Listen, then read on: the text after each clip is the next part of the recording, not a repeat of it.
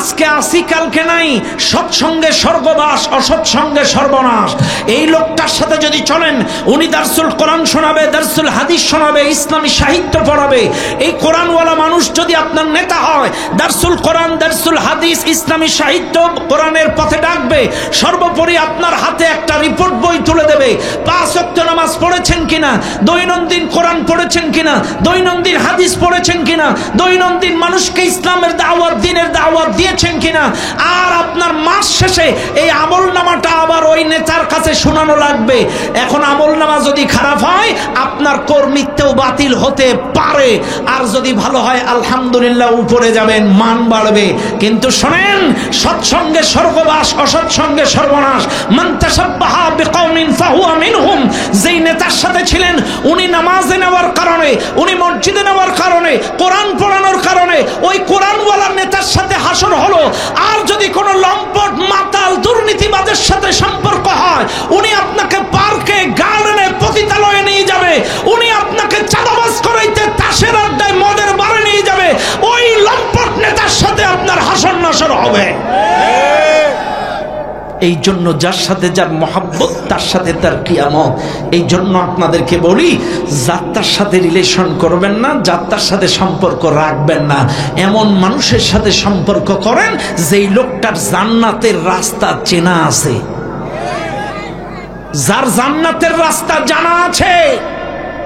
Suppose এই ঈশ্বরদীর থেকে একটা পরিবহন, এখানকার পরিবহনের নাম পাবনা এক্সপ্রেস, নাকি পাবনা এক্সপ্রেস, ঈশ্বরদী এক্সপ্রেস আছে, এসি আছে, এসি আছে। মনে করেন একটা এসি পরিবহন ঈশ্বরদী এক্সপ্রেস, এই গোকুল বা সালাদাহ সাউদিয়া থেকে পরিবহনটা ছাড়বে। আপনারা 32 জন ভিআইপি যাত্রী পরিবহনে বসে গেলেন, 32 জন ভিআইপি যাত্রী, বিজনেস ক্লাস সিট।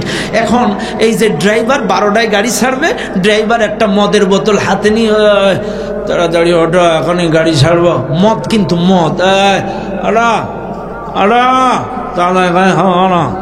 মদ খাচ্ছে আর বলছে ওঠো ওঠো।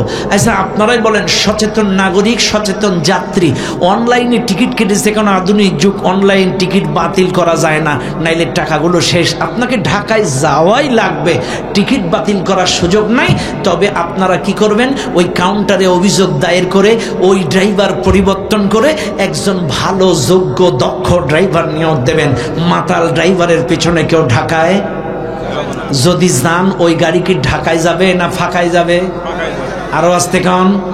তাহলে মাতাল ড্রাইভার যেমন গাড়িটা গন্তব্যে নিতে পারে না, শুনে নেন, এই দেশটা 16 বছর ছিল মাতাল ড্রাইভারের হাতে। কারণ ওই গণভবনে যখন ছেলেরা গিয়েছিল, ওই জায়গায় কিন্তু কোনো তসবি পায়নি, জায়নামাজ পায়নি, পাইছিল বোতল। কি পাইছিল?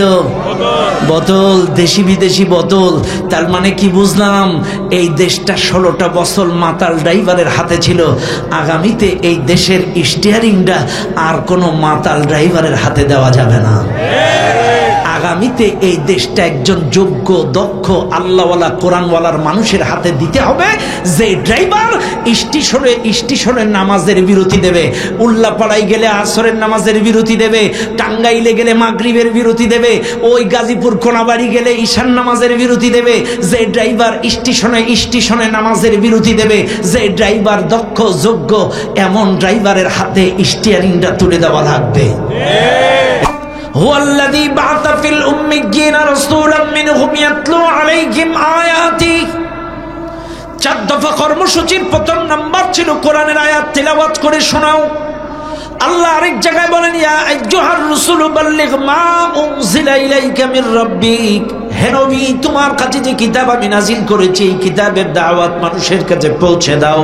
বাল্লিগ মা উনজিলা ইলাইকা মির রাব্বিক, এই কিতাবের দাওয়াত মানুষের কাছে পৌঁছে দিয়ে মানুষকে রবের দিকে আহ্বান করো। আল্লাহ আরেক জায়গায় বলেন, কিতাবুন আনজালনাহু ইলাইকা লিতুখরিজান নাস মিনাজ যুলুমাতি ইলান নূর। আমি আল্লাহ এই কিতাবটা নাজিল করেছি, এই কিতাব দিয়ে দুনিয়ার মানুষদেরকে অন্ধকার থেকে আলোর পথে ডাকার জন্য। চাইলে শুনে নেন, ঈশ্বরদীর মুসলমানেরা, আল্লাহ পাক তার নবীকে কোরআন দিয়ে দুনিয়ায় পাঠালেন, কোরআন দিয়ে অন্ধকার থেকে আলোর পথে ডাকতে বললেন, কোরআনের দাওয়াত মানুষের কাছে পৌঁছে দিতে বললেন। আজকে এইবার আপনারা বলেন নবীওয়ালা দাওয়াত, হকের দাওয়াত, সত্য দাওয়াত যারা বলেন, অথচ কোরআনের দাওয়াত নাই, কোরআনের আয়াত নাই, কোরআনের ডাকা নাই, কোরআনের সমাজ নাই, এটা কখনো হকের রাস্তা হতে পারে না। যদি টাটকা মৌমাছির চাক থেকে মধু মুখে এসে বলেও আমারটাই নবীওয়ালা পথ, হক পথ, আর যদি তাদের ডাকার মধ্যে কোরআন না থাকে, তাদের কথার মধ্যে কোরআন না থাকে, তাদের প্রতিষ্ঠার মধ্যে কোরআন না থাকে, আল্লাহর কসম সেটা শপথ হতে পারে, কিন্তু নবীওয়ালা পথ হকের রাস্তা হতে পারে না। মনে রাখবেন স্পষ্ট ভাষায়, কোরআন ছাড়া হকের পথ, সত্য পথ হতে, এই কোরআনে কি কোনো মিছা কথা আছে? হক মানে কি? সত্য। এই কোরআনে কি কোনো মিছা কথা আছে? সবাই বলেন আছে? নাই তো? ব্যাস, এইবার আসেন, একজন এসে বক্তব্য দিল, বাইরে আমার, বাবাজিরা আমার, আমরা যদি এবার ক্ষমতায় আসতে পারি, আধা ঘন্টা বক্তব্য দিল, একটা আয়াত নাই, হাদিস নাই, কিচ্ছু নাই। আরেকজন এসে বক্তব্য দিল, আলহামদুলিল্লাহি নাহমাদুহু ওয়া নুসাল্লি আলা রাসূলিহিল কারীম, আম্মা বা'দ, ইয়া আইয়ুহাল্লাযীনা আমানুত্তাকুল্লাহ হাক্কা তুকাতিহি ওয়া লা তামুতুন্না ইল্লা ওয়া আনতুম মুসলিমুন, ওয়া ক্বালা তাআলা ইন্নাদ-দীনা ইনদাল্লাহিল ইসলাম, ওয়া ক্বালা তাআলা ওয়া মান ইয়াবতাগি গায়রাল ইসলাম। এইরকম ভাবে আধা ঘন্টা বক্তব্যের মধ্যে 10টা আয়াত, 5টা হাদিস। আপনারা শিক্ষিত সুধী সমাজ, এইবার একটু আমার কথার সাথে পাই টু পাই জবাব দেন। বলেন তো, এই যে একটা বাংলা বক্তব্য আর একটা কোরআন হাদিসের বক্তব্য, দুই বক্তব্যের মধ্যে সত্য বক্তব্য কোনটা? কারণ কোরআন দিয়ে যারা কথা বলে সেটা কার কথা? এই কথার মধ্যে কোনো ভেজাল, এই কথার মধ্যে কোনো সন্দেহ নাই। আর আল্লাহ তো এই কথাই বলে দিয়েছে, ইয়া আইয়ুহাল্লাযীনা আমানুত্তাকুল্লাহ ওয়া কুনু মা'আস সাদিকিন, হে ঈমানদারগণ, আল্লাহকে ভয় করো, সত্যবাদীদের সাথে চলো। তাইলে সত্যবাদী কারা? কোরআন দিয়ে কথা বলে যারা। সত্যবাদী কারা? কোরআন দিয়ে ডাকে যারা। সত্যবাদী কারা? এই সমাজে কোরআনের সমাজ প্রতিষ্ঠা করতে চায় যারা। এইবার আপনারা বলবেন, হুজুর এই যে আপনি একরকম দিলেন, আর এক মাহফিলে গেলে আর এক রকম দেয়, এই আপনাদের হুজুগের মধ্যে 80 গুন্ডা দল, এই আপনাদের মধ্যে এই 80 গুন্ডা দল, খাটো টুপি, লম্বা টুপি, পাগড়ি, বিনা পাগড়ি, সিরা জামা, জুব্বা জামা, এই আপনাদের মধ্যে এতগুলো দল, তাহলে আমরা যাবো কোন জায়গায়? অনেকের প্রশ্ন, সাধারণ মানুষের প্রশ্ন, জবাব নেন। জবাব হলো, আপনার শালা কয়টা? দুইটা। আচ্ছা, দুটো শালা, বুঝেন? আমি বোঝানোর জন্য বলছি। মনে করেন ওনার একটা শালা সিঙ্গাপুরে ছিল, বিদেশে ছিল নাকি কেউ? ওই তো কোনটা? মালয়েশিয়ায়, বড়টা মালয়েশিয়ায়। আচ্ছা, মালয়েশিয়ারটাই ধরলাম। মনে করেন 10 বছর মালয়েশিয়ায় থাকার পরে দেশে, বাংলাদেশে আসছে, বোনের বাড়ি বেড়াইতে আসছে, বোন দুলাবার বাড়ি। যখন আসছে, সভাপতি সাহেবের স্ত্রী বলছে, যাও বাজারে যাও, আমার ভাইটা দীর্ঘদিন পরে আসলো, বাজারে যেয়ে একটা ইলিশ মাছ কিনে আনো। কি মাছ? ইলিশ মাছ আনো। এখন সভাপতি বাজারে যেয়ে দেখে ঈশ্বরদী বাজারে 50টা মাছের দোকান, কিন্তু ইলিশ মাছ মাত্র এক দোকানে। ইলিশ মাছ কয় দোকানে? মাছের দোকান কয়টা? 50টা মাছের দোকান, কিন্তু ইলিশ মাছ মাত্র এক দোকানে। এখন পচা হোক, খাটো হোক, বাসি হোক, দুর্গন্ধ হোক, যাই হোক না কেন, হোম মিনিস্টারের অর্ডার ইলিশ। কার অর্ডার? হোম মিনিস্টারের অর্ডার ইলিশ। এখন পচা হোক, ছোট হোক, খাটো হোক, বাসি হোক, উপায় নেই, অর্ডার ইলিশ। এখন যাচাই করার সুযোগ নেই, এক দোকানে মাত্র মাছ, উনি ওটাই নিয়ে বাড়ি আসবে। কিন্তু সভাপতি যদি বাজারে যেয়ে দেখতো 50 দোকানেই ইলিশ মাছ, তাইলে কিন্তু ওনার একটু প্লাস পয়েন্ট যাচাই করার চান্স ছিল, কোনটা তাজা, কোনটা শক্ত, কোনটা ডিমলা, কোনটা ভালো, কোনটা শক্ত, দেখে দেখে বেছে বেছে, দেখে দেখে বেছে বেছে শক্ত ভালো মাছটাই বাড়িতে আনতে পারত। কিন্তু এক দোকানে হওয়ার কারণে যাচাই করার কোনো চান্স নাই। শোনেন, আজকে হুজুরদের মধ্যে 80 গুন্ডা ইসলামী দল, এটাও আমার আপনার জন্য প্লাস পয়েন্ট। যদি এক দোকানে ইসলাম থাকতো, একটাই ইসলামী দল হতো, যাচাই করার কোনো সুযোগ ছিল না, ভালো হোক মন্দ হোক ওটাই মানা লাগতো। কিন্তু 50টা দোকানে ইসলাম থাকার কারণে যাচাই করার চান্স আছে। আপনাদের বিবেক আছে, মনুষ্যত্ব আছে, শিক্ষিত মানুষ, চোখ দিয়ে বিবেক দিয়ে বিবেচনা করেন, দেখে দেখে বেছে বেছে কোরআন দিয়ে কথা বলে কারা, কোরআন দিয়ে ডাকে কারা, আল্লাহর জমিনে কোরআনী শাসন প্রতিষ্ঠা করতে চায় কারা, দেখে দেখে বেছে বেছে কোরআনের দলটাই গ্রহণ করে নেন।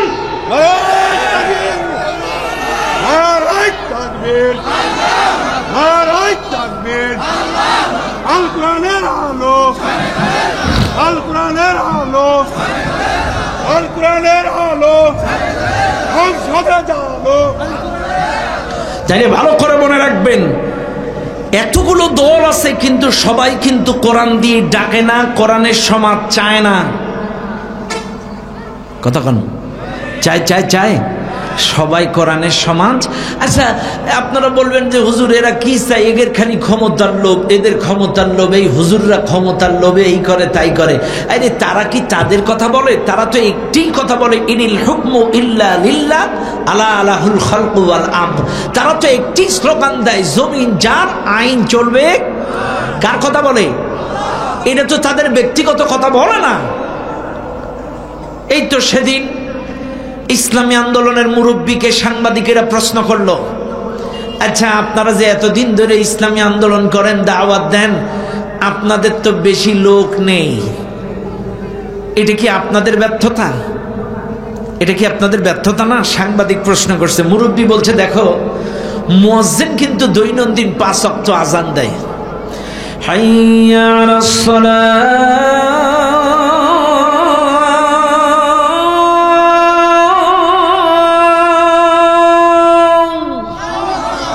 মুয়াজ্জিন কিন্তু দৈনন্দিন 5 বার আজান দেয়। এই মুয়াজ্জিনের ডাক শোনার পরেও মসজিদে যদি মুসল্লি না আসে, সেটা কি মুয়াজ্জিনের ব্যর্থতা না মুসল্লিদের ব্যর্থতা? কাজে আমরা তো মানুষকে কোরআনের পথে, আল্লাহর পথে, ইসলামী আইনের পথে, সুশাসনের পথে ডাকি।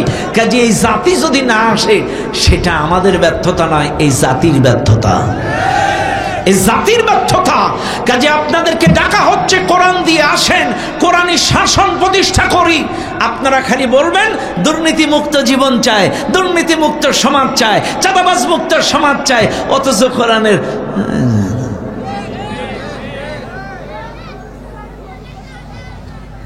আশ্চর্য হয়ে যায়।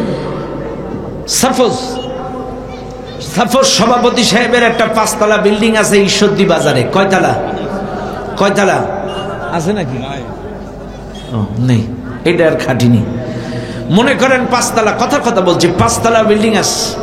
এখন আমি যদি সভাপতি সাহেবরে বলি, সভাপতি সাহেব আজকের থেকে আপনার বিল্ডিং এ আমার কথা মতো চলবে, সব সদস্য, আপনার বউ বাচ্চা যত লোক আছে আমার কথায় উঠবে, আমার কথায় বসবে, এই বাড়ি আমার আইন চলবে, এটা আমার আদেশ, কারণ আমি প্রধান বক্তা। উনি মানিয়ে নেবে না? কেন মানবে না? বাড়ি কার? বউ কার? বাচ্চা কার?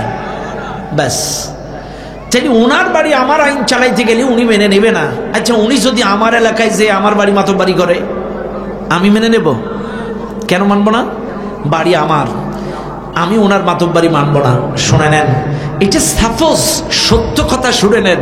ওনার বাড়ি যদি আমার মাতব্বারি না চলে, ওনার বাড়ি যদি আমার আইন না চলে, আর আমার বাড়ি যদি ওনার আইন না চলে, এইবার আপনারা বলেন এই জমিন আল্লাহর, আসমান আল্লাহর, এই জমিনে আল্লাহর আইন ছাড়া অন্য কারোর আইন চলতে পারে না। আর এই সোজা জিনিসটা কেন বোঝেন না? আল্লাহ বলছেন, আল্লাযী খলাকাকুম, তুমি বিএনপি হতে পারো, জাতীয় পার্টি হতে পারো, তুমি যে কোনো দলের হতে পারো, কিন্তু শুনে নাও, আল্লাযী খলাকাকুম, তোমাদেরকে সৃষ্টি করেছে আমি।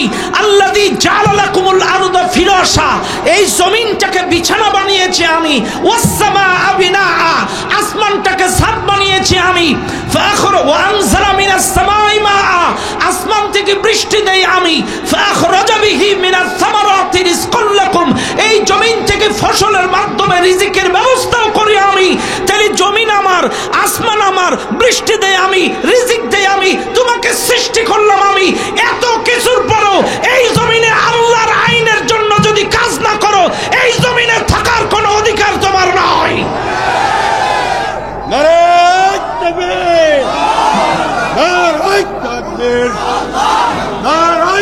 আমিন আল কোরআনের আলো সংসদে চালো না না দরকার আছে চাচা কেডা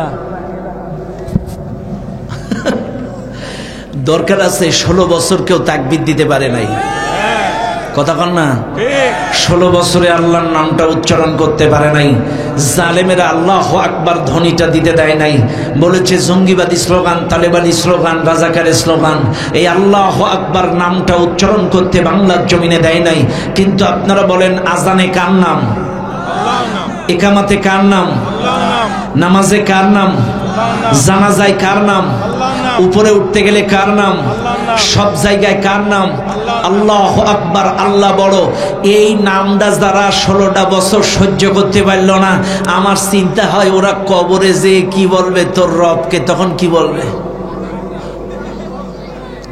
রাগ করেন না কিন্তু আমার কথায় আল্লাহু আকবার নামটা যারা সহ্য করতে পারি না ওদের কবরেও তো সহ্য করতে পারে ফেরেশতা তুই কি রাজা খান নাকি কথা কথা কর না আমার কথা রাগ করেন না এই দেশে আমাদের আল্লাহু আকবার নামটা বলতে দেয় নাই তাহলে কবরেও তো ফেরেশতারে চাবি ধরবে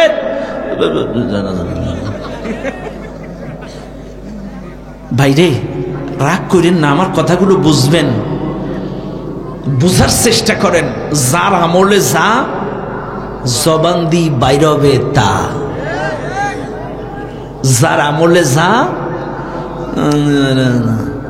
আপনার জবানে যদি আল্লাহু আকবার রুকুতে সেজদায় সব জায়গায় আল্লাহু আকবার থাকে রবের সাথে আদান প্রদান লেনদেন ওঠা বসা থাকে আল্লাহর নাম সুবহানাল্লাহ আলহামদুলিল্লাহ ইন্না লিল্লাহ লা হাওলা ওয়ালা কুওয়াতা ইল্লা বিল্লাহ আস্তাগফিরুল্লাহ আল্লাহর স্মরণ যদি আপনার আমলে থাকে আপনার জবান দিয়ে বাইরবে আমার রব আল্লাহ আর যাদের জবানে এগুলো নাই ওদের আমলে যা কবরে গেলেও শোনো আপনাদেরকে বলছি কবরের এই প্রশ্ন জবাব যদি দিতে না পারেন রবের পরিচয় যদি দিতে না পারেন তিনটা প্রশ্নের জবাব যদি দিতে না পারেন এক একজন ব্যক্তির জন্য 99টা সাপ বরাদ্দ করা হবে তিন্নির নামের সাপ এক একটা সাপের 7টা করে মাথা হবে এক একটা সাপের 7টা মাথা 99টা সাপ আপনার কবরে দেওয়া হবে 99টা সাপ এক একটা সাপের 7টা মাথা সামান্য ঢোলা সাপ হাইলে সাপ দেখলে ওই রাস্তা দিয়ে আপনি যান না চাইলে আপনার কবরে 99টা সাপ থাকবে এক একটা সবল মারবে গোটা দেহের রক্ত মাংসগুলো জোরে ঘষে ঘষে পড়বে আবার পুনর্গঠন হবে আবার সবল মারবে কিয়ামত পর্যন্ত সবল মারবে চিন্তা করো তো তুমি সামান্য মোবাইলে সাপ দেখলে লাফায় ওঠো রাস্তায় বাগানে আগানে সাপ দেখলে সেদিকে যাও না কিন্তু তুমি যদি এই সওয়াল জবাব করতে না পারো 99টা সাপ তোমার কবরে সবল মারবে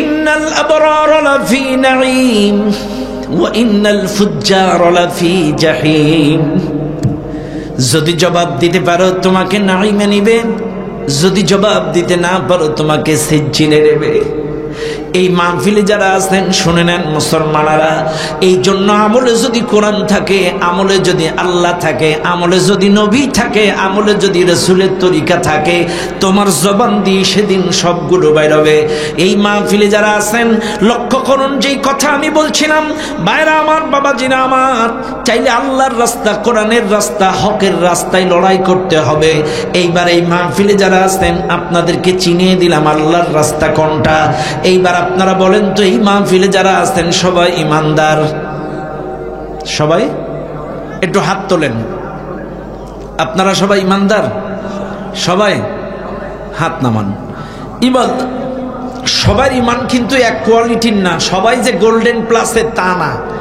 কারোর A grade B grade C grade Y Z এক এক কোয়ালিটির ইমানদারি জায়গায় তবে সবাই ইমানদার এতে কোনো সন্দেহ ইমানদার সবাই তবে কারোর কোয়ালিটি ভিন্ন ভিন্ন ইমান খেয়াল করেন, চাইলে আপনারা কিন্তু হাত তুলেছেন আমরা ইমানদার, আর ইমানদার যদি হন আল্লাহ বলছেন আল্লাযীনা আমানু ইউকাতিলুনা ফি সাবিলিল্লাহ, যারা ইমানদার তারা আল্লাহর রাস্তায় লড়াই করবে।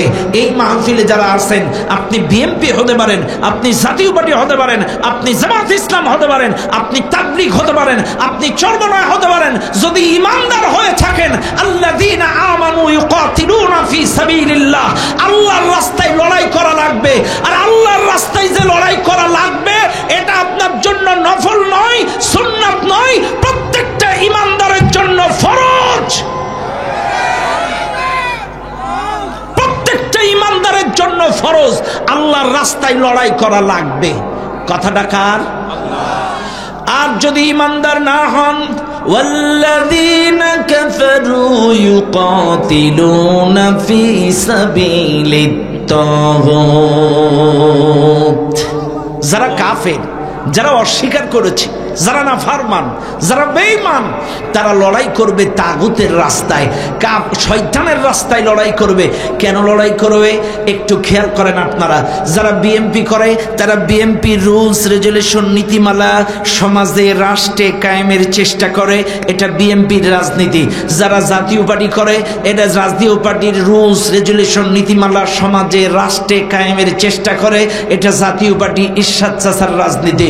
যারা আওয়ামী লীগ করতো এরা এতদিন ধরে 16টা বছর ধরে ওই আওয়ামী লীগের রুলস রেজুলেশন নীতিমালা বানানো, নীতিমালা সমাজে রাষ্ট্রে কায়েমের চেষ্টা করেছে, এটা ছিল বঙ্গবন্ধুর রাজনীতি, আওয়ামী লীগের রাজনীতি। কিন্তু শুনে নেন, যারা ইমানদার হবে আল্লাযীনা আমানু ইউকাতিলুনা ফি সাবিলিল্লাহ, তারা আল্লাহর কোরআনের রুলস রেজুলেশন নীতিমালা এই সমাজে রাষ্ট্রে কায়েমের চেষ্টা করবে। এটার নাম হলো ইসলামী রাজনীতি, এটার নাম হলো কোরআনের রাজনীতি। আমি একটু আগে বলছিলাম, ওনার বাড়ি যদি আমার আইন না চলে, আমার বাড়ি যদি ওনার আইন না চলে, এই জমিনে মানব রচিত কোন আইন চলতে পারবে না। আর এই জন্য ইমানদার লড়াই করবে। আর যাদের মধ্যে ইমান নাই, ওরা 500 টাকায় 1000 টাকায় একটা বিড়ি সিগারেট নেতাগোতা সামান্য সুবিধার স্বার্থে তারা মানব রচিত মতাদর্শ, মানব রচিত সংবিধান কায়েমের জন্য লড়াই করবে। রাগ করেন না আমার কথাই, খেয়াল করেন। আজকে যারা এই মাহফিলে আছেন আপনারা মনে করছেন নামাজ রোজা হজ যাকাত চাই শুধু দিন না, এই চেয়ার পরিবর্তন করাটাও দ্বীনের অংশ। চেয়ার পরিবর্তন করাটাও দ্বীনের অংশ। আপনারা হয়তো বলবেন হুজুর এইরকম ওয়াজ আজ অবধি কেউ করেনি, চেয়ার আবার দ্বীনের অংশ হয় কি করে?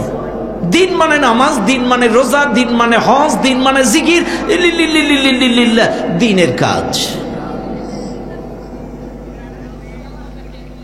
তাইলে আপনি কথা বলছেন কেন? শুনে নেন, আপনাদেরকে শিখায় দেই। ও দুনিয়ার মানুষ, হযরত মুসা আলাইহিস সালাম গোটা মিশরের মধ্যে যখন দাওয়াত দেয়, হকের দাওয়াত, কালেমার দাওয়াত, সত্যের দাওয়াত, মিশরের মানুষগুলো আজকে যেমন আমি আপনাদেরকে একত্রিত করেছি, এই মাহফিল কমিটি আপনাদের জন্য পোস্টার বানাইছে, মাইকিং করেছে, প্রচার প্রসারের মাধ্যমে এতগুলো মানুষ আপনারা এক জায়গায় হয়েছেন। আমি লাউড স্পিকার দিয়ে স্পিকার লাগায় কথা বলছি, কিন্তু সেই জামানায় কোনো লাউড স্পিকার ছিল না, আধুনিক কোনো প্রযুক্তি ছিল না, সাউন্ড বক্স ছিল না, এইরকম মাউথপিস ছিল না, কোনো আধুনিক প্রযুক্তি সেই জামানায় ছিল না। আমার নবী মানুষদেরকে ডেকে ডেকে ডেকে ডেকে ডেকে ডেকে থোকায় থোকায় এক জায়গায় করে করে নবী আমার কালেমার ব্যাখ্যা বিশ্লেষণ করতেন, হকের দাওয়াত দিতেন, সত্যের দাওয়াত দিতেন। শুনে নেন দুনিয়ার মানুষ, এই সত্যের দাওয়াত যখন মোড়ে মোড়ে গ্রামে মহল্লায় দেওয়া শুরু করলেন, আল্লাহ পাক মুসা আলাইহিস সালামকে ডেকে বললেন, মুসা শুধু নরম নরম জায়গায় দিন প্রচার করলে চলবে না, ও মুসা একটু শক্ত জায়গায় দ্বীনের দাওয়াত দাও। মুসা আলাইহিস সালাম অবাক হয়ে গেলেন, গ্রামে গঞ্জে পাড়া মহল্লায় দাওয়াত দেয়, আল্লাহ এই কথা বলে কেন? মুসা আলাইহিস সালাম আল্লাহর সঙ্গে অত্যন্ত ফ্রি ছিলেন, ক্লোজ ছিলেন। মুসা আলাইহিস সালাম বলেন, আল্লাহ শক্ত জায়গার মানে কি একটু বুঝায় বলো। আল্লাহ পাক ডাক দিয়ে বলে, মুসা তুমি ফিরাউনের সংসদেও একটু দ্বীনের দাওয়াত দাও। মুসা আলাইহিস সালাম দেরি করলেন না, সঙ্গে সঙ্গে ফিরাউনের রাজ দরবারে চলে গেলেন। রানিং অধিবেশন চলছে, রানিং সংসদ চলছে, সমস্ত সংসদ সদস্যরা চেয়ারে বসা, ফিরাউনও তার চেয়ারে বসা। সংসদ চলছে, এমন টাইমে মুসা আলাইহিস সালাম যে ডাক দিয়ে বলে, রে ফিরাউন, সমস্ত মতাদর্শ ছেড়ে দাও, সব পথ মত রাস্তা ছেড়ে দাও, লা ইলাহা ইল্লাল্লাহ এই কালেমাটা মেনে নাও, আল্লাহ ছাড়া কোনো আইনদাতা নাই, বিধানদাতা নাই, এই সত্য কথাটা মেনে নাও। কালেমার দাওয়াত যখন সংসদ ভবনে দিল, মুসা আলাইহিস সালামকে দেখে এই কালেমার দাওয়াত শোনার মাত্রে ফিরাউন ছিল চেয়ারে বসা, চেয়ার থেকে লাফ দিয়ে উঠে যেয়ে বলছে, ওয়াকালা ফিরআউন দারুনি আক্তুল মুসা, আমি মুসাকে হত্যা করব, ওয়ালিয়াদউ রাব্বাহু, ডাকুক রবকে, মুসা আলাইহিস সালামকে আমি হত্যা করব। রাজ দরবারের সকল সংসদ সদস্য, সমস্ত নেতৃবৃন্দ প্রশ্ন করলেন, মুসাকে হত্যা করবা কেন? এইবার ফিরআউন বলল, ইন্নী আখাফু, আমার ভয় হয়, আন ইউবাদদিলা দীনাকুম আও আন ইউযহিরা ফিল আরদিল ফাসাদ, মুসা দেশব্যাপী ফাসাদ সৃষ্টি করে আমার রচিত আইন, রচিত সংবিধান পরিবর্তন করে আল্লাহর আইন কায়েম করতে পারে। মুসা আমার আইন, আমার রচিত সংবিধান পরিবর্তন করে আল্লাহর আইন কায়েম করতে পারে। এই কথা যখন বলল, খেয়াল করেন, মুসা আলাইহিস সালামকে কিন্তু এতদিন হত্যা করেনি, গোটা মিশরে দাওয়াত দিছে, কোনো দিন গায়ে হাত দেয়নি, টোকা মারিনি, কিন্তু যখনই সংসদে আসছে তখন থেকে মার। ও ভাই রাগ করেন না আমার কথায়, কে কোন দলের সিলসিলার আমি জানি না, আমাদের চরমনায় পীর সাহেব হুজুরের দিকে তাকান, উনি খুব ভালো মানুষ, আমাদের মুরব্বী, তিনি একজন আল্লাহওয়ালা হক্কানি পীর। এই পীর সাহেব হুজুর 50টা বছর তাকে কেউ ফুলের টোকা মারিনি, 50টা বছর তাকে কেউ আঘাত করেনি, কিন্তু যখনই তিনি মেয়র ইলেকশন করলেন তখনই মাইরে নাক ফাটায় দিল। রাগ করবেন না, বুঝবেন কিন্তু কথাগুলো বেরেন দিয়ে খাটান। 50 বছর তিনি বলেছিলেন এটা হারাম, সেটা হারাম, ওটা হারাম, সেটা হারাম, একদিনও তাকে ফুলের টোকা মারে নাই। যেই তিনি মেয়র ইলেকশন করলেন সেই মাইরে নাকটা ফাটায় দিলেন। কেন মারল? কেন? বুঝবেন, কারণ ওরা চিন্তা করেছিল এই পীর সাহেব হুজুর যদি বরিশালের মেয়র হয়ে যায় সমাজ পরিবর্তন হয়ে যাবে, বরিশাল চেঞ্জ হয়ে যাবে, এই জন্য হুজুরকে মেরে নাক ফাটায় দিল।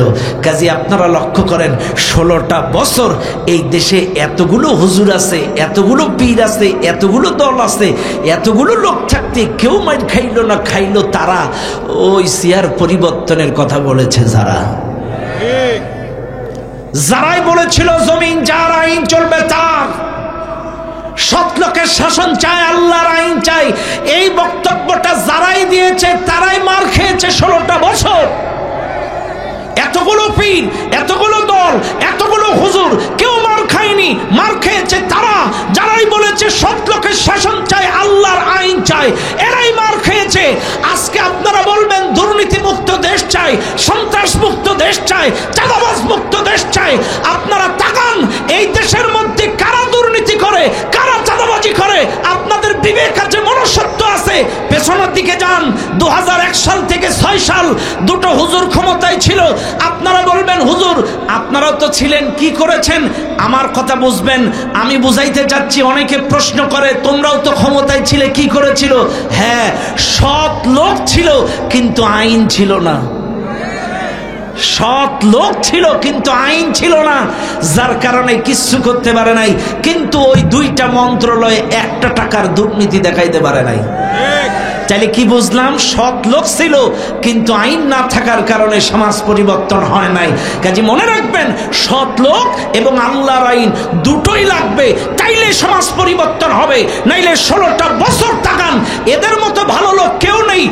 5 ওয়াক্ত নামাজ পড়তো, তাহাজ্জুদ নামাজ পড়তো, কোরআন দিয়ে দিন শুরু করতো, কিন্তু সৎ না হওয়ার কারণে সব পকার পার। আস্তে কন, আরো আস্তে কন। এই রূপপুর পারমাণবিক বিদ্যুৎ কেন্দ্রের টাকা খাইছে 59,000 কোটি, এক দরবেশ খাইছে 38,000 কোটি, নিজের পিয়ন 400 কোটি টাকার মালিক, সেটা আবার গর্বের সাথে বলে পিয়ন 400 কোটি। লজ্জাও করে না। আমি মাঝে মাঝে চিন্তা করি, জলসাও মামুদের, জি বাংলাও মামুদের, অভিনেত্রী ওই জায়গায়। কথা কন, কি নাটক রে ভাই! স্বজন হারাবার যন্ত্রণা, এই যে কত কষ্টের, সেটা আমার।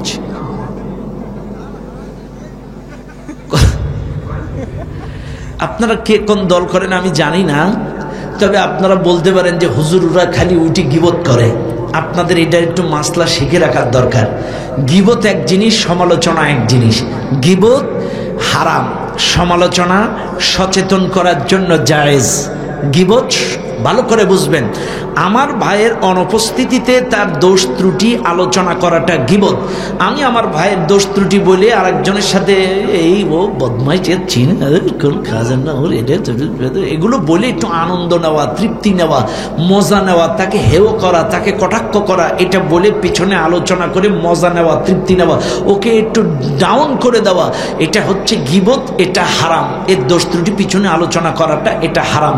কিন্তু কারোর লেনদেন খারাপ, কারোর চরিত্র খারাপ, কারোর এটা খারাপ, এখন এর থেকে কাউকে সচেতন করা। মনে করেন আপনার এই সারা ঝাউদিয়ার মানুষগুলো খুব ভালো, কিন্তু একজনকে দেখলেন ওই ওর সাথে ঘুরতেছে, ও তো মাতাল, ও তো বাপ, তোমারে দেখলাম ওর সাথে ঘুরছো, ওর লেনদেন কিন্তু ভালো না, ও যদি তোমার কাছ থেকে একবার টাকা নাই এই জীবনে আর টাকা দেবে না। এই যে এর এই লেনদেন থেকে একে সচেতন করলেন, এটা জায়েজ। আপনি বলবেন যে এর চরিত্র খারাপ, ওর সাথে যাইও না, ওর চরিত্র কিন্তু বিরাট খারাপ, তোমাকে পতিতালয়ে নিয়ে যাবে। ওকে সচেতন করলেন, এটা জায়েজ।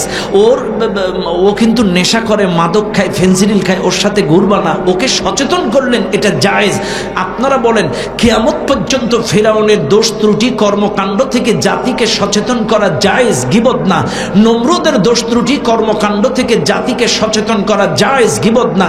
ফিরআউনের দোষ ত্রুটি থেকে কিয়ামত পর্যন্ত জাতিকে সচেতন করা জায়েজ, গিবত না। আবু জেহেলের দোষ ত্রুটি কর্মকাণ্ড পাতানো ফাঁদ থেকে জাতিকে বাঁচানো জায়েজ, এটা গিবত না। বর্তমানেও 16টা বছর যে জুলুম নির্যাতনার নাটক করে ইসলামী আন্দোলনের এবং আলেম উলামা মসজিদ মাদ্রাসার উপরে যে জুলুম করেছে, এই জাতির এই জালেমদের সাজানো নাটক আর ওদের ফাঁদ থেকে জাতিকে বাঁচানো জায়েজ, এটা গিবত নয়, এটা গিবত নয়। এদের সাজানো নাটক, এদের সাজানো ফাঁদ, আপনারা জানেন আজকে কত বড় ফাঁদ তারা করেছিল। আজকে 30 তারিখ 1700 গেরিলা তারা রেডি করেছিল, আজকের হামলা চালাবে, সশস্ত্র হামলা। চোখ কান খোলা রাখবেন, খালি রিল ভিডিও আর টিকটক দেখে সময় নষ্ট করবেন না। এই স্বাধীনতা কিন্তু তোমাকে ভোগ করতে দিবে না। দেশি জালেম, বিদেশি জালেম চতুর্মুখী ষড়যন্ত্র চালাচ্ছে এখনো পর্যন্ত এই দেশটাকে অস্থির করে তোলার জন্য। আজকে দেখেন ইসকনের ষড়যন্ত্রের দিকে তাকান, রাগ করবেন না আমার কথায়, একটু খেয়াল করে দেখেন, একটু খেয়াল করে দেখেন। এই যে ইসকন এরা খালি বলতেছে এই সব কিছুর মূল হচ্ছে মামুরা। আমাদের দেশে কি হচ্ছে না হচ্ছে, আমার বাস্তব কথা বলছি। আমার এলাকায় প্রথম থানা 1 নম্বর আসন যেটা কলারোয়া, তালা কলারোয়া আসন, এই আসনের এক ভাইস চেয়ারম্যান ছিল, এত দুর্নীতিবাজ, লক্ষ লক্ষ কোটি টাকা কামাইছে। এ সরকারি জায়গা দখল করে একটা চাইনিজ রেস্টুরেন্ট বানাইছিল। সেই রেস্টুরেন্টটা কিছুটা মন্দির আকারের।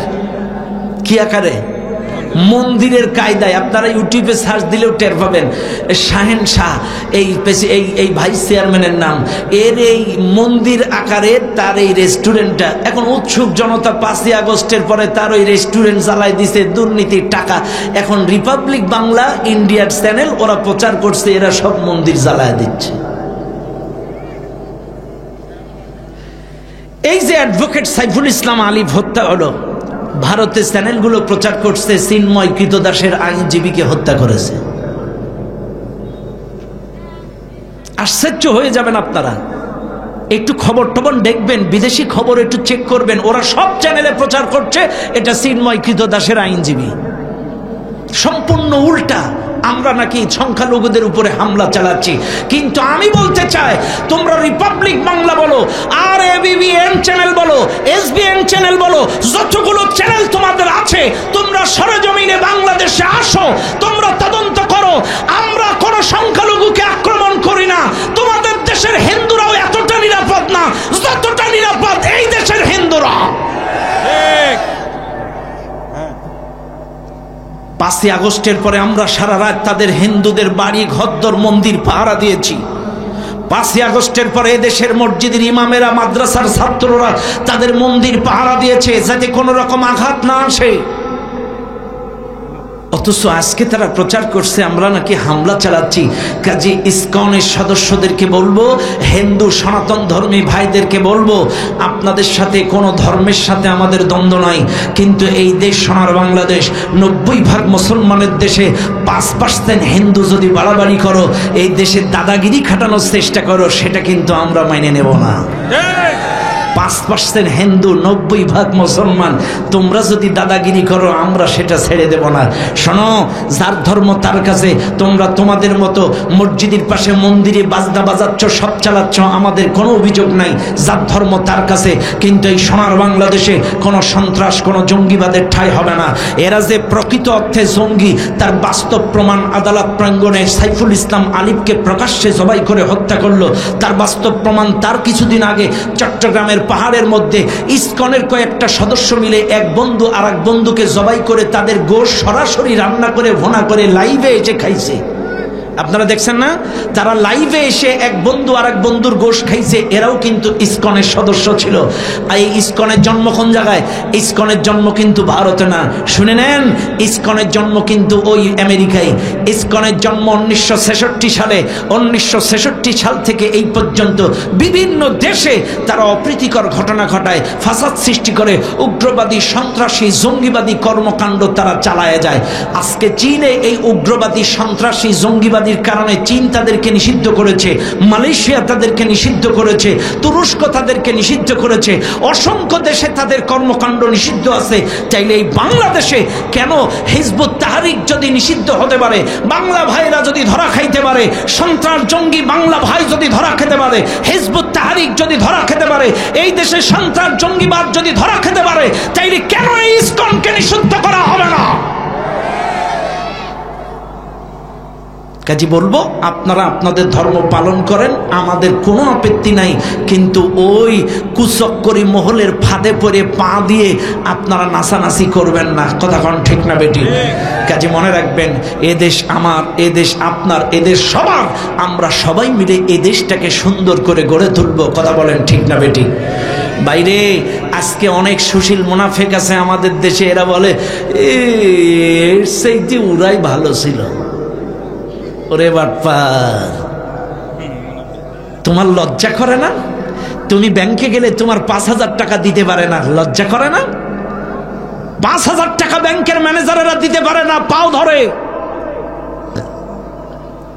3,000 টাকা দিতে পারে না, ব্যাংকের নাম বলবো না, ব্যাংকগুলোর ব্যাংকের ম্যানেজারেরা পাও ধরে জড়ায় ধরতেছে, টাকা দিতে পারছে না। তুমি কপাল পোড়া, তোমার চোখে পড়ে না 11 লক্ষ কোটি টাকা পাচার করেছে এই 16 বছরে। আজকের মরিচের কেজি তুমি দেখতেছো কত টাকা? বলে 400 টাকা মরিচের কেজি। এই গত বছরে যে তোর 1600 টাকা কেজি ছিল, 1000 টাকা কেজি ছিল গত বছরে।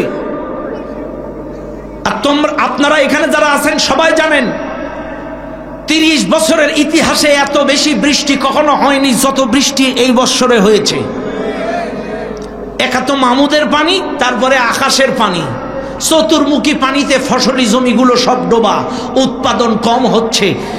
তোমাদের চোখে এগুলো পড়ে না? না, আল্লাহ যা করে ভালোর জন্য করে। সমসাময়িক একজন অন্তর্বর্তীকালীন সরকার আমাদের কপালে আল্লাহ দিয়েছে।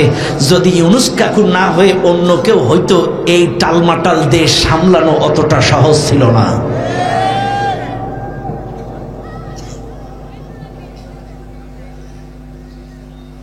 বাইরে আমার বাবাজিরা আমার, এই জন্য বলে যাই, এই মাহফিলে যারা আছেন একটু ভালো করে মনে রাখবেন প্রত্যেকটা কথা। আল্লাহর দ্বীনের কথা বলছিলাম, মনে রাখবেন এই চেয়ারটা সৎ লোকের শাসন চায়, আল্লাহর আইন চায়। কথাটা কার? আরো জোরে বলেন কার? ভাইরা আমার, বাবাজিরা আমার নবী 40 থেকে 53 পর্যন্ত মক্কায় কিন্তু দাওয়াত দিয়েছে। দাওয়াত দিল 40 থেকে 53 পর্যন্ত 13টা বছরে 88টা সূরা দিয়ে। 88টা সূরা দিয়ে মক্কার সুদ ঘুষ শিরক বিদআত কুফরি পরিবর্তন করতে পারে নাই, কোনো আইন পরিবর্তন করতে পারে নাই। কিন্তু মদিনায় যে মানুষ জোগাড় করে অহুদ বদর খন্দক লড়াই করে, এই মদিনায় যখন সিয়ার পরিবর্তন করলো, অটোমেটিকলি শাসক সৎ আল্লাহর নবী এবং কোরআনী আইন কায়েম হয়ে গেল, অটোমেটিকলি সমাজ পরিবর্তন হয়ে গেল। তাইলে আমরা বুঝলাম সৎ শাসক আর আল্লাহর আইন ছাড়া সমাজ পরিবর্তন হয় নাই। আজকেও বাংলাদেশের মানুষকে বলে যায়, শুধুমাত্র আল্লাহর আইন থাকলে চলবে না, সৎ শাসক আর আল্লাহর আইন একত্রিত হওয়া লাগবে। আল্লাহর কোরআন বলেন, ওয়াকাতিলু ফি সাবিলিল্লাহ, আল্লাহর রাস্তায় লড়াই করো। আল্লাযীনা ইউকাতিলুনাকুম, যারা তোমাদের বিরুদ্ধে লড়াই করে। এই মাহফিলে যারা আছেন একটু ভালো করে বুঝবেন, ইমানদারেরা আল্লাহর রাস্তায় লড়াই করে আল্লাহর আইনের জন্য, আল্লাহর দ্বীন প্রতিষ্ঠার জন্য, কোরআনী শাসন প্রতিষ্ঠার জন্য ইমানদারেরা লড়াই করে। এই মাহফিলে যারা আছেন একটু ভালো করে খেয়াল করেন, ইমানদারেরা এই জমিনে কোরআনী শাসন প্রতিষ্ঠার জন্য লড়াই করে। আর এই লড়াইয়ের পথে যারা বাধা দিবে, আল্লাহ বলছেন তাদের বিরুদ্ধে লড়াই করো। আল্লাযীনা ইউকাতিলুনাকুম, তাদের বিরুদ্ধে লড়াই করো যারা তোমাদের বিরুদ্ধে লড়াই করে। এবার আসেন দুনিয়ার মানুষ, আল্লাহর দ্বীন প্রতিষ্ঠার পথে কারা আমাদের পথে বাধা দিচ্ছে, কারা লড়াই করছে, একটু চক্ষু দিয়ে ভালো করে খেয়াল করেন। 1 নাম্বার, আল্লাহর দ্বীন প্রতিষ্ঠার পথে এই পৃথিবীতে বাধা দিচ্ছে প্রথমত তারা ইহুদি খ্রিস্টান যারা, একটু ভালো করে লক্ষ্য করবেন। প্রথমত গোটা পৃথিবীতে ইসলাম প্রতিষ্ঠায়, হক প্রতিষ্ঠায়, সত্য প্রতিষ্ঠায় বাধা দিচ্ছে তারা, এই পৃথিবীর মধ্যে ইহুদি খ্রিস্টান যারা। এবার বলবেন হুজুর বুঝায় দেন। 1 নাম্বার, ভালো করে লক্ষ্য করেন, ইহুদি খ্রিস্টানরা কেন দ্বীন প্রতিষ্ঠার পথে বাধা দেয়, সত্য প্রতিষ্ঠার পথে কেন বাধা দেয়, হক প্রতিষ্ঠার পথে কেন বাধা দেয়? 1 নাম্বার কারণ, ওয়ালান তারদা আনকাল ইয়াহুদ ওয়ালান নাসারা হাত্তা তাত্তাবিআ মিল্লাতাহুম। ইহুদিরা লক্ষ্য করে এদের সংস্কৃতি, অর্থনীতি, রাজনীতি, পরিবার নীতি সব কিছুতে যখন তাদের ইত্তেবা, অনুসরণ, অনুকরণ মুসলমানেরা ছেড়ে দেয়, যে দেশের মুসলমানেরা ইহুদিদের অর্থনীতি, ইহুদিদের রাজনীতি, ইহুদিদের সংস্কৃতি, শিক্ষানীতি যখন মুসলমানেরা ছেড়ে দেয়, ওই ইহুদি খ্রিস্টানরা সেই দেশে জঙ্গিবাদের নাটক সাজায়। যখন আপনারা ওদের অর্থনীতির ইত্তেবা ছেড়ে দেবেন, পরিবার নীতির ছেড়ে দেবেন, রাজনীতি ছেড়ে দেবেন, শিক্ষানীতি ছেড়ে দেবেন, সংস্কৃতি ছেড়ে দেবেন, রাগ করবেন না আমার কথায়, আমার কথাগুলো বোঝার চেষ্টা করেন।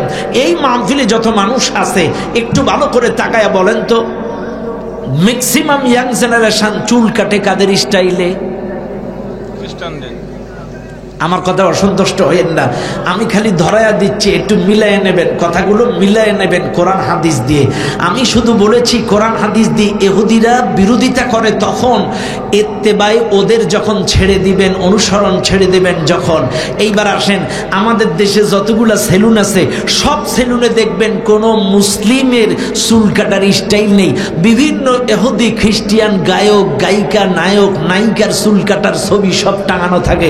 আর আমার মুসলমানের সন্তানেরা যে ওই 16 নাম্বারটা দাও, এই মাঝখান দিয়ে চুল আছে, চতুর্দিকে নাই, টোটাল দাড়ি কেটে এসে রবিন হুড। আবার বিরাট কোহলি, দাড়িতে বিরাট কোহলি, চুলে নেইমার, দাড়িতে মেসি। আবার লেবাস পোশাকে, এখন তো শীতকাল, গরমকালে হাফ প্যান্ট একটা শার্ট পরে ঘুরে বেড়ায় শহর বন্দরে, লজ্জা শরম নাই, এটা নাকি রোনালদোর স্টাইল। তাইলে তোমার পোশাকে রোনালদো, দাড়িতে নেইমার, আর চুলে হচ্ছে মেসি। তাইলে ইত্তেবাই সব ইহুদি, খ্রিস্টান, হিন্দু।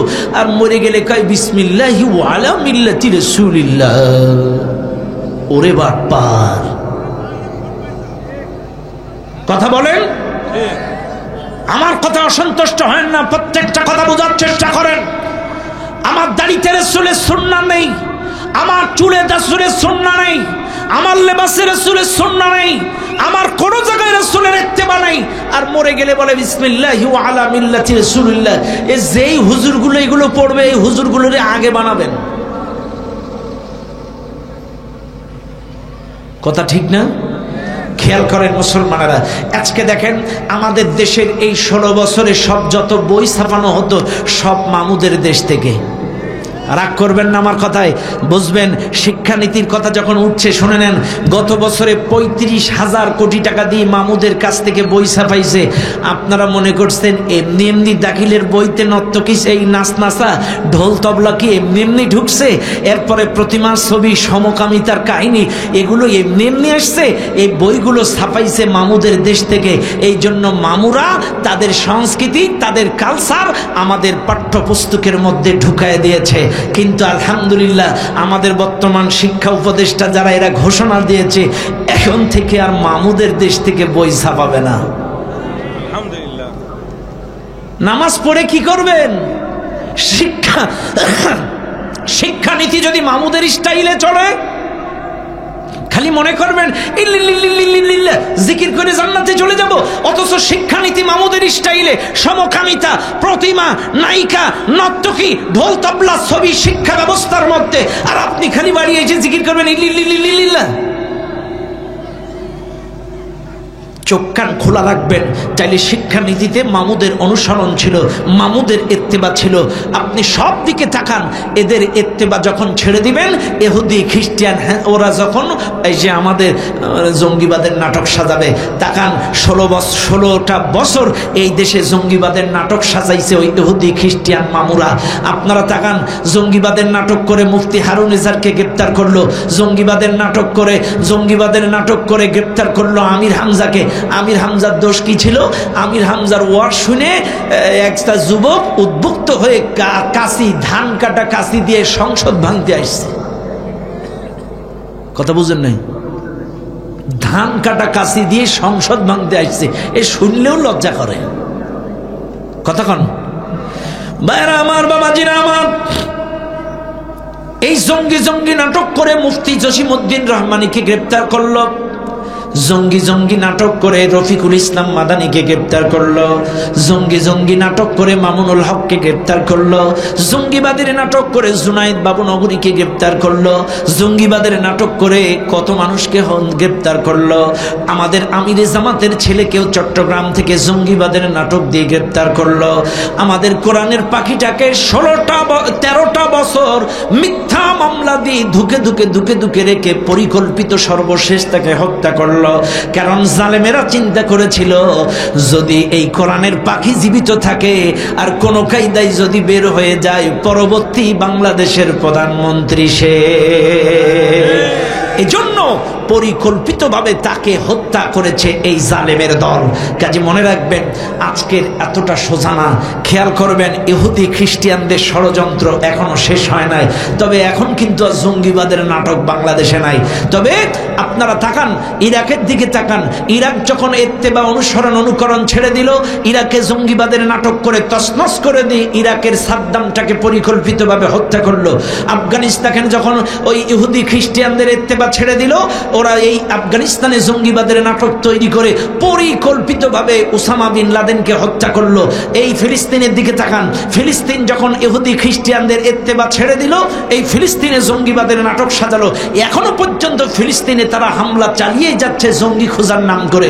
এই বাংলাদেশেও 16টা বছর জঙ্গিবাদের নাটক করেছে।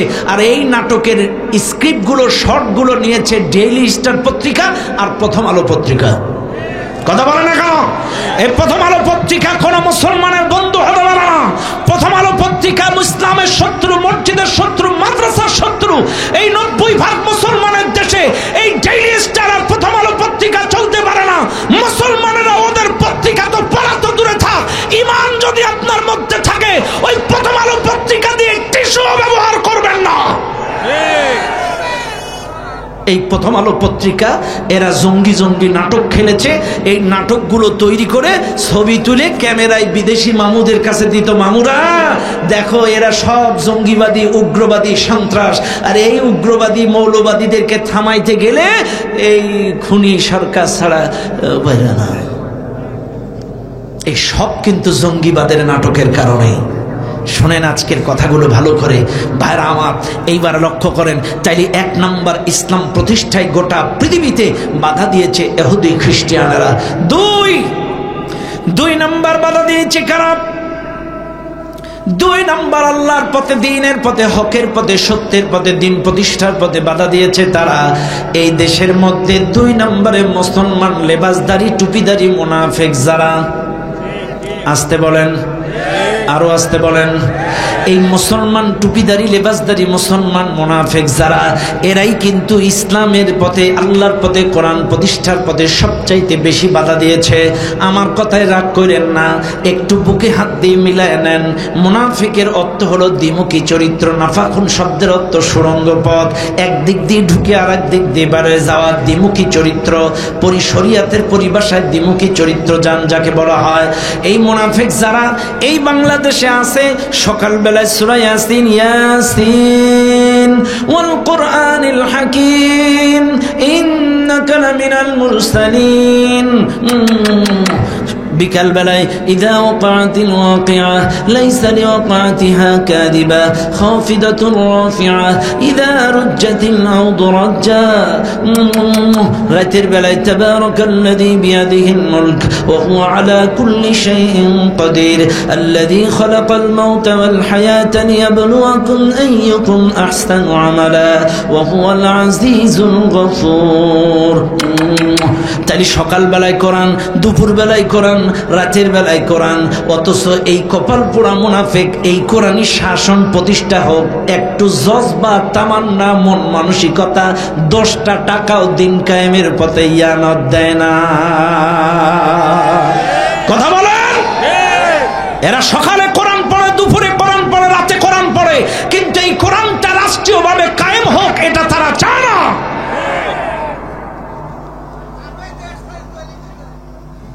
ওরে মুনাফিক যায়নি, আসেন না, আমি চিনাই দিচ্ছি, একটু ধরেন, খালি খালি ধরেন। মুনাফিকেরা আনুষ্ঠানিক ইসলাম পছন্দ করে, প্রতিষ্ঠানিক ইসলাম পছন্দ করে না। আনুষ্ঠানিক ইসলাম নামাজ, আজান, নামাজ, ওযু, একটা প্রস্তুতি, আনুষ্ঠানিকতার ব্যাপার, এটার ব্যাপারে ওদের কোনো দ্বিমত নেই। হজের আয়োজন বিশাল একটা আনুষ্ঠানিকতা, এটার ব্যাপারে কোনো দ্বিমত নেই। রোজার আনুষ্ঠানিকতা, মসজিদে ইফতার, তারাবি আনুষ্ঠানিকতা, এটার ব্যাপারে কোনো দ্বিমত নেই। কিন্তু জমিন যার আইন চলবে তার এই প্রতিষ্ঠার ব্যাপারে ওদের অ্যালার্জি। কথা কন না? একটা মুনাফিক নামাজের ব্যাপারে, রোজার ব্যাপারে, হজের ব্যাপারে দ্বিমত দেবে না, কিন্তু দিন প্রতিষ্ঠার ব্যাপারে ওদের অ্যালার্জি। হ্যাঁ, কথা ঠিক আছে, কথা ঠিক না? চাইলে রাগ করেন না আমার কথায়। এইবার আসেন, এই মুনাফিকেরা যে দ্বীনের পথে বাধা দিছে তার প্রমাণ কি? লিখে নেন আল্লাহর কোরআন, الذين كفروا وصدوا عن سبيل الله أضل أعمالهم, যারা অস্বীকার করেছে, আল্লাহর পথে বাধা দিয়েছে, আদাল্লা আমালাহুম, তাদের জীবনের সমস্ত আমল বরবাদ। এইবার আপনারা খেয়াল করেন, আল্লাহর পথে বাধা দিয়েছে কারা? আজকে এই সারা গ্রামের মধ্যে কারা ইসলামী আন্দোলন করে এটা আমেরিকা জানে না।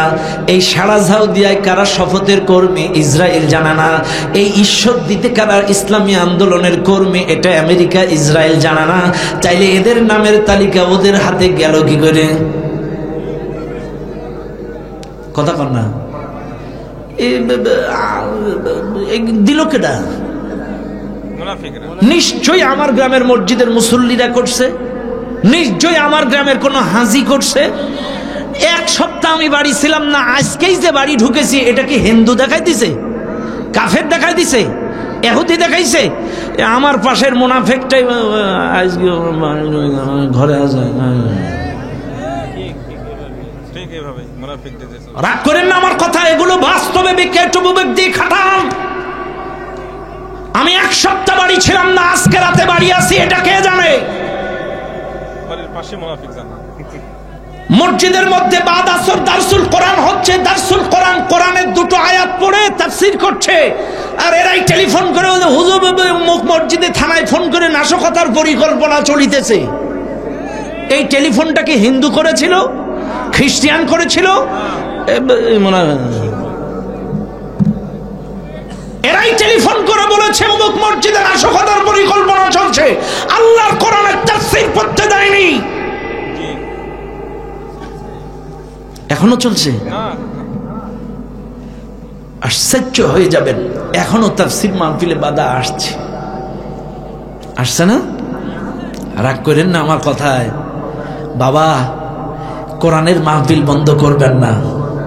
যে যে দলের হতে পারেন, এটা আপনার ব্যক্তিগত ব্যাপার, কিন্তু একটা কথা আয়নার মতো শুনে নেন। তোমার মাও হাওয়া, আমার মাও হাওয়া। তোমার বাবাও আদম, আমার বাবাও আদম। বিএনপির বাপও আদম, জামাতের বাপও আদম। হাওয়ার বাপও হাওয়ার কি বলে, আমার মাও হাওয়া, তোমার মাও হাওয়া। তুমিও নামাজ পড়ো জান্নাতের আশায়, আমিও নামাজ পড়ি জান্নাতের আশায়। তাহলে মা এক, বাপ এক, বাড়ি এক। তাহলে কেন আজকের এই দুদিনের দুনিয়ায় মারামারি করব? কেন আমাদের মধ্যে গ্রুপিং থাকবে? কেন আজকে আমাদের মধ্যে মারামারি, গ্রুপিং, ফাঁসাবাড়ি কেন? রাগ করেন না, আমার কথাটা খেয়াল করেন। আমেরিকার একটা বড় গবেষণা পরিষদ, থিঙ্ক ট্যাঙ্ক র্যান্ড কর্পোরেশন, আমেরিকার একটা গবেষণা পরিষদ, তারা সমসাময়িক গোটা বিশ্বের সবকিছু নিয়ে গবেষণা চালায়। এরা সাম্প্রতিক বাংলাদেশ নিয়ে গবেষণা চালাইছে যে বাংলাদেশে খালি হুজুররা বাদে আসলে বাংলাদেশে মুসলমান কত পার্সেন্ট। এরা খোঁজ নিয়ে দেখে মুসলমান মোটামুটি আছে 85-90%। তবে এই মুসলমানেরা কত প্রকার আছে, এদের মধ্যে গঞ্জাম লাগে কেন? আমেরিকার এই থিঙ্ক ট্যাঙ্ক র্যান্ড কর্পোরেশন গবেষণা করে বের করেছে বর্তমানে বাংলাদেশে 4 কোয়ালিটির মুসলমান আছে। কয় কোয়ালিটি? 4 ধরনের মুসলমান বাংলাদেশে আছে। সবার নামের আগে মোহাম্মদ, সবার নামের আগে আলহাদ, সবার নামের আগে মুসলমান, নাম আব্দুর রহমান, আব্দুল খালেক, কিন্তু টোটাল 4 শ্রেণীর মুসলমান বাংলাদেশে আছে। এরা গবেষণা করে বের করেছে 1 নম্বর মুসলমান ফান্ডামেন্টালিস্ট। এই মুসলমানটা হচ্ছে মৌলবাদী মুসলিম দল। ইহুদিরা বের করেছে এরা মৌলবাদী মুসলিম দল। এরা ইসলামটাকে শুধু ধর্ম বা ধর্মগ্রন্থ মনে করে না, এরা ইসলামটাকে পূর্ণাঙ্গ জীবন বিধান মনে করে। এরা মনে করে পরিপূর্ণ ইসলাম কায়েম করতে হবে, গোটা জিন্দেগিতে ইসলাম আছে, আর এরা সেই লক্ষ্যেই কাজ করে যায়। অর্থনীতি, রাজনীতি, পরিবার নীতি, গোটা জিন্দেগিতে ইসলাম প্রতিষ্ঠার কাজ করে। এইটা পশ্চিমা বিশ্বের জন্য মারাত্মক হুমকির সম্মুখীন। পশ্চিমা বিশ্ব চিন্তা করছে এই মৌলবাদী মুসলিম দল এরা কোনো কায়দায় যেন মাথা চাড়া না দেয়, যে কোনো কায়দায় হামলা, মামলা, জুলুম, নির্যাতন দিয়ে এদের দমড়ায় বসকায় রাখো, এরা যেন মাথা চাড়া দিতে না পারে। 2 ট্র্যাডিশনালিস্ট কারা? ট্র্যাডিশনালিস্ট হলো এই দেশের কিছু ইমাম আর কিছু মাদ্রাসার হুজুরেরা, যারা কলা রাসূলুল্লাহ ওয়া ক্বালা তাআলা ফি শানি রাসূলিল্লাহ, শুধুমাত্র জুমার নামাজ আর মাদ্রাসা এগুলো নিয়ে পড়ে আস। পশ্চিমা বিশ্ব গবেষণা করে বের করেছে এই ইমাম, খতিব আর মাদ্রাসার মুহতামিম এটা আমাদের জন্য, পশ্চিমা বিশ্বের জন্য কোনো ক্ষতিকারক না। তবে কখনো যদি ফান্ডামেন্টালিস্ট আর ট্র্যাডিশনালিস্ট এই দুটো দল যদি কখনো এক হয়ে যায়, তাইলে ইসলামী মহাবিপ্লব ঘটে যাবে। কারণ ওরা চিন্তা করেছে যে এই হুজুরগুলোর আঞ্চলিক পর্যায়ে কোনো জনপ্রিয়, এই কি বলে, বিশালভাবে গোটা পৃথিবীতে জনপ্রিয়তা না থাকলেও আঞ্চলিক পর্যায়ে এদের একটা জনপ্রিয়তা আছে। কারণ প্রত্যেকটা ইমামের মসজিদে 500-1000 করে মুসল্লি আছে। মনে করেন ওই হুজুরের মুসল্লি, বাবুল ভাইয়ের মুসল্লি 500, এনার মুসল্লি 500, আমার মুসল্লি 500, 3 মসজিদের মুসল্লি 1500। এই 3 মসজিদের মুসল্লি ইচ্ছাই হোক অনিচ্ছাই হোক আমাদের 3 হুজুরের ওয়াজ শোনে। মাহফিলে যদি কারোর ওয়াজ ভালো না লাগে আপনি চলেও যেতে পারেন, এটার বাধ্যকতা নাই, কিন্তু মসজিদে কিন্তু যাওয়ার সুযোগ নেই। যে একবার ঢোকে নামাজ পড়িবার না লাগে, কথা কন না? তাইলে একটা জনপ্রিয়তা মসজিদের দিক থেকে, মুসল্লির দিক থেকে তার আছে। তাইলে ওনার 500, ইনার 500, আমার 500, 3 হুজুরের 1500 মুসল্লি। এই 1500 মুসল্লি যদি এই সভাপতি বা হুজুর এক করে এক বানাইতে যায়, ঐক্যবদ্ধ করতে চায়, 1500 মুসল্লিকে এক বানাইতে গেলে মিনিমাম 100 বছর লাগবে। কারণ 1500 মুসল্লির মত 1500 রকম, এদের এক বানাইতে গেলে মিনিমাম 100 বছর লাগবে। কিন্তু এই 3 হুজুর যদি কখনো এক হয়ে যায়, 1500 মুসল্লি এক, কথা কন? এই জন্য পশ্চিমা বিশ্ব চিন্তা করেছে এই হুজুরগুলো আর এই ফান্ডামেন্টালিস্টগুলো এদের কখনো এক হতে দেওয়া যাবে না। যে কোনো কায়দায় যখনই এক হবে হবে হবে হবে হবে বাপ, তখনই একটা ফেকা ফতোয়া মাসলা মাসাইল আকিদা, এদের আকিদা ঠিক নেই, এদের টুপি ঠিক নেই, এদের মধ্যে আলেম নেই, এমন একটা প্যাচ লাগাই দিবা যাইতে আর জীবনে এক হইতে না পারে। কথা কন হচ্ছে কি হচ্ছে না? আজকে আপনারা তাকায় দেখেন, লজ্জা করা উচিত, লজ্জা করা উচিত। আজকে হিন্দু মুসলিম কি বলে, হিন্দু বৌদ্ধ খ্রিস্টান ঐক্য পরিষদ, খেয়াল করেন, হিন্দু বৌদ্ধ খ্রিস্টান ঐক্য পরিষদ এরা গঠন করেছে। ওদের একটা লুচ্চা নেতা, চরিত্রহীন দুশ্চরিত্রবান লম্পট নেতা গ্রেপ্তার হয়েছে। তাই হিন্দু খ্রিস্টান বৌদ্ধ ঐক্য পরিষদ গোটা বাংলাদেশ সহ গোটা ভারতেও তোলপাড় তুলে দিয়েছে। আর আজকে আমাদের কোরআনের পাখি অ্যারেস্ট হলো, আল্লামা মামুনুল হক অ্যারেস্ট হলো। এই বাংলার সব মুসলমান এক হতে পারে নাই। ধিক্কার জানাই, শিক্ষা নেওয়া উচিত ওদের কাছ থেকে। হিন্দু খ্রিস্টান বৌদ্ধ পরিষদের একটা নেতাকে ধরেছে, তাই তারা গোটা বাংলাদেশ সহ ভারত কাঁপাচ্ছে। আর আমাদের হুজুরগুলো ধরল, ও যদি দোষ না করবে জেলখানায় গেল।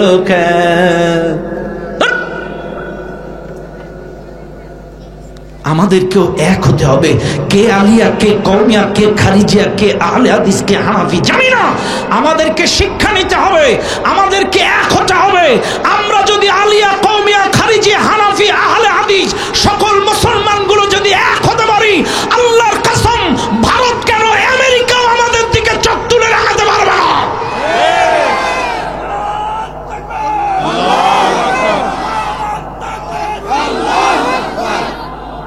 এই জন্য আপনাদেরকে বলি ভাইরে, আমাদেরকে এক হওয়া লাগবে। গত 5ই আগস্টে যেটা হয়েছে এটা কিন্তু গণ অভ্যুত্থান, এটা ইসলামী বিপ্লব না। ইসলামী বিপ্লব হবে তখন আগামী নির্বাচনে কোরআনী শাসনের পক্ষে সমর্থন করবেন যখন। যদি কোরআনী শাসন কায়েম হয়, এটাই হবে বাংলাদেশের জন্য ইসলামী বিপ্লব। এখন আপনারা কিভাবে বিপ্লব করবেন? সাপোজ আমি একটু জবাব দিই, মনে করেন আমি আপনাদের মসজিদের ইমাম, কি বলেন? বলেন কি? আমি আপনাদের মসজিদের মেনে নিলেন, কিন্তু আমার সময় নেই, যে ব্যস্ত রে ভাই, ইমামতির সুযোগ নাই, চাকরির সুযোগ নাই, খালি দৌড়াই বেড়াইতে হয়। এই দৌড়ের পরে আজকে এখানে করছি, কালকে আবার পঞ্চগড়, এমাতা ওমাতা। যাই হোক, আমার ক্রেডিট ব্যক্তিগত এর জন্য আমি বলছি না, বোঝানোর জন্য বলছি। আমি আপনাদের ইমাম, এতগুলো হুজুর আছে, তারপরও সাময়িক কিছুক্ষণের জন্য একটা ওয়াক্ত পড়াতে দেন। এই মাগরিবের নামাজও আমি পড়াইছি, বুঝছেন? মাগরিবের নামাজ আমি যখন সাতক্ষীরা থেকে আসতেছিলাম, কুষ্টিয়ার একটু আগে এই জায়গায় যে আমি উজু করছি, উজু টুজু করে মোটামুটি রেডি হচ্ছি, ভেতর থেকে খালি বলছে, হুজুর তাড়াতাড়ি আসেন, তাড়াতাড়ি আসেন। আরে এরা তো খুব ভালো, একজন বাইরের মুসল্লির জন্য এরা লেট করছে, জামাত শুরু করছে না, বাহ এরা তো খুব ভালো। ভেতরে যেই বলছে, হুজুর সে বর্ষা পড়তেছে, আমাকে ইমাম আসেনি, আমাকে ইমাম আসেনি, আপনি নামাজটা পড়ান। ও ঠিক আছে, এবার আসেন, আমি এখন নামাজ পড়াচ্ছি, আপনি আমার মুসল্লি খেয়াল করেন। আল্লাহু আকবার। الحمد لله رب العالمين الرحمن الرحيم إياك نعبد وإياك نستعين اهدنا الصراط المستقيم صراط الذين أنعمت عليهم غير المغضوب عليهم ولا الضالين হইছে? তা আর একদিন পরে বলবেন এদের দিছেন, কখন দিছেন? 16টা বছর এই দেশের জালেম ইমাম লোক বারবার ভুল করেছে, আপনাদের এই চুপ করে থাকার কারণে এরা বেশি নির্যাতন করেছে। যদি সময় মতো লোকমা দিতেন, এরা এত শয়তানি করতে পারত না। শোনেন, আপনাদের মতো দুর্বল মুসল্লির কারণেই ওরা এত জুলুম চালাইছে। এই মুসল্লিগুলো যদি এক হয়ে লুকমা দিত, তাইলে ঠিকই ও সজাগ হয়ে যেত। দেখতেছে শাপলা চত্বর খালি করে দিলাম, বিডিআর মেরে পরিষ্কার করে দিলাম, এ তো বাড়ির কাছে, এ 5 তারিখেও গুঁড়োই দিবা না।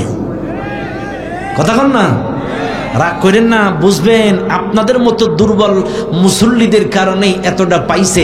মুসল্লি হবে অ্যাক্টিভ, যেখানে হুজুর ভুল করবে সুবহানাল্লাহ, আল্লাহু আকবার। আবার কোন কোন মাসলা এসে তালি দেওয়া, আপনি সাথে সাথে লুকমা দেবেন, হুজুর ভুল হয়েছে ঠিক করেন। প্রথম দিন ভুল করলাম, সেকেন্ড দিন আবার আল্লাহু আকবার, আলহামদুলিল্লাহি রাব্বিল আলামিন আর রহমানির রহিম মালিকি ইয়াউমিদ্দিন ইয়্যাকা না'বুদু ওয়া ইয়্যাকা নাস্তাঈন ইহদিনাস সিরাতাল মুস্তাকিম গায়রিল মাগদুবি আলাইহিম। আলহামদুলিল্লাহ। ভুল হইছে? ধরতে পারছেন আপনারা? হ্যাঁ, ঠিক আছে।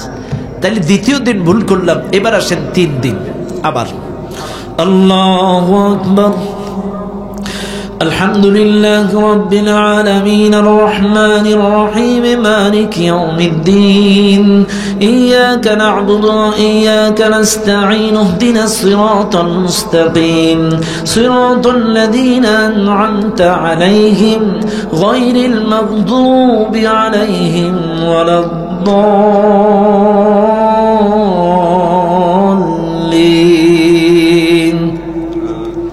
قل هو الله أحد لم يلد ولم يولد। তাহলে আজকেও ভুল হইছে, খেয়াল করবেন। তাহলে একদিন ভুল করলাম, 2 দিন ভুল করলাম, 3 দিন ভুল করলাম, 4th দিন কি আমার আর চাকরি থাকবে? সবাই বলেন থাকবে? থাকবে না। কথা ক্লিয়ার? তাহলে একই ভুল করার কারণে আমার চাকরি বটতলায়। এইবার আপনারা নতুন ইমাম নিয়োগ দেবেন, আমার চাইতে ভালো না মফিজ মার্কা দেবেন? ভালো কথা কন, ভালো দেবেন। আচ্ছা, ইন্টারভিউ হবে, পত্রিকায় ফ্ল্যাশ হলো, 50 জন ইমাম হাজির হলো। এই কি বলে ইন্টারভিউ বোর্ডের সভাপতি, সেক্রেটারি, বড় বড় আলেম ওলামা, হুজুর, বাবুল ভাই সবাই আছে। এইবার একজন করে আসে, তেলাওয়াত করেন। এ দেখি আপনার নখ, হ্যাঁ, দাড়ি, টুপি, দাঁত, হাফেজ, মাওলানা। আপনি গত কোন জায়গায় চাকরি করতেন? ওই বকুলনগর। এই হুজুরির লেনদেন, নীতি, নৈতিকতা সব ঠিক আছিল? হ্যাঁ, ঠিক আছে। চাইলে 5,000 টাকার বেতনের ইমাম নিয়োগ দিতে যে নীতি, নৈতিকতা, দাড়ি, চরিত্র, এরপরে দাঁত, এরপরে তেলাওয়াত, হাফেজ, মাওলানা, এত কিছু যাচাই করে 5,000 টাকার ইমাম নিয়োগ দিলেন। এইবার বলেন, এই সমাজের, এই রাষ্ট্রের ইমাম যখন নিয়োগ দেবেন, তখনও কি একটু নীতি, নৈতিকতা, চরিত্র, দাড়ি, টুপি দেখা লাগবে না লাগবে না? আরো আসতে কন। কারা কারা দেখবেন হাত তোলেন। নারায়ে তাকবীর, নারায়ে তাকবীর, আল্লাহু আকবার। আল কোরআনের আলো সংসদে চালো, আল হাদিসের আলো সংসদে চালো। নারায়ে তাকবীর। বাস, আপনারা কিন্তু প্রতিশ্রুতি দিয়েছেন, মসজিদের ইমাম দেখতে গেলে যেমন দাড়ি, টুপি, চরিত্র, নীতি, নৈতিকতা দেখেন, এই সমাজের, এই রাষ্ট্রের, এই আসনের ইমামগুলো দেখবেন অবশ্যই দাড়ি, টুপি, পাঞ্জাবি, চরিত্র দেখা লাগবে। কথা বলেন ঠিক না বেটি? অবশ্যই চরিত্রবান, দাড়িওয়ালা, আল্লাহওয়ালা দেখে নিয়োগ দেবেন। কেন নিয়োগ দেবেন? আমি এই জন্য বলছি, আজকে আসি কালকে নাই, সৎসঙ্গে স্বর্গবাস, অসৎসঙ্গে সর্বনাশ। এই লোকটার সাথে যদি চলেন, উনি দারসুল কোরআন শোনাবে, দারসুল হাদিস শোনাবে, ইসলামী সাহিত্য পড়াবে। এই কোরআনওয়ালা মানুষ যদি আপনার নেতা হয়, দারসুল কোরআন, দারসুল হাদিস, ইসলামী সাহিত্য, কোরআনের পথে ডাকবে। সর্বোপরি আপনার হাতে একটা রিপোর্ট বই তুলে দেবে, 5 ওয়াক্ত নামাজ পড়েছেন কিনা, দৈনন্দিন কোরআন পড়েছেন কিনা, দৈনন্দিন হাদিস পড়েছেন কিনা, দৈনন্দিন মানুষকে ইসলামের দাওয়াত, দ্বীনের দাওয়াত দিয়েছেন কিনা। আর আপনার মাস শেষে এই আমল নামাটা আবার ওই নেতার কাছে শোনানো লাগবে। এখন আমল নামা যদি খারাপ হয়, আপনার কর্মীত্বও বাতিল হতে পারে। আর যদি ভালো হয়, আলহামদুলিল্লাহ, উপরে যাবেন, মান বাড়বে। কিন্তু শোনেন, সৎসঙ্গে স্বর্গবাস, অসৎসঙ্গে সর্বনাশ। মান তাশাব্বাহা বিকওমিন ফাহুয়া মিনহুম। যেই নেতার সাথে ছিলেন, উনি নামাজে নেওয়ার কারণে কারণে, উনি মসজিদে নেওয়ার কারণে, কোরআন পড়ানোর কারণে ওই কোরআনওয়ালা নেতার সাথে হাসর হলো। আর যদি কোনো লম্পট মাতাল দুর্নীতিবাদের সাথে সম্পর্ক হয়, উনি আপনাকে পার্কে গার্ডেনে পতিতালয়ে নিয়ে যাবে, উনি আপনাকে চাঁদাবাজ করাইতে তাসের আড্ডায় মদের বারে নিয়ে যাবে। ওই লম্পট নেতার সাথে আপনার হাসর নাসর হবে। এই জন্য যার সাথে যার মহাব্বত তার সাথে তার কিয়ামত। এই জন্য আপনাদেরকে বলি, যাত্রার সাথে রিলেশন করবেন না, যাত্রার সাথে সম্পর্ক রাখবেন না। এমন মানুষের সাথে সম্পর্ক করেন যেই লোকটার জান্নাতের রাস্তা চেনা আছে, যার জান্নাতের রাস্তা জানা আছে। সাপোজ এই ঈশ্বরদীর থেকে একটা পরিবহন, এখানকার পরিবহনের নাম পাবনা এক্সপ্রেস নাকি, পাবনা এক্সপ্রেস, ঈশ্বরদী এক্সপ্রেস আছে, এসি আছে, এসি আছে। মনে করেন একটা এসি পরিবহন ঈশ্বরদী এক্সপ্রেস এই গোকুল বা সালাদ হাউস সাউদিয়া থেকে পরিবহনটা ছাড়বে। আপনারা 32 জন ভিআইপি যাত্রী পরিবহনে বসে গেলেন, 32 জন ভিআইপি যাত্রী বিজনেস ক্লাস সিট। এখন এই যে ড্রাইভার 12টায় গাড়ি ছাড়বে, ড্রাইভার একটা মদের বোতল হাতে নিয়ে তাড়াতাড়ি অটো, এখনই গাড়ি ছাড়বো। মদ কিন্তু মদ, মদ খাচ্ছে আর বলছে ওঠো ওঠো।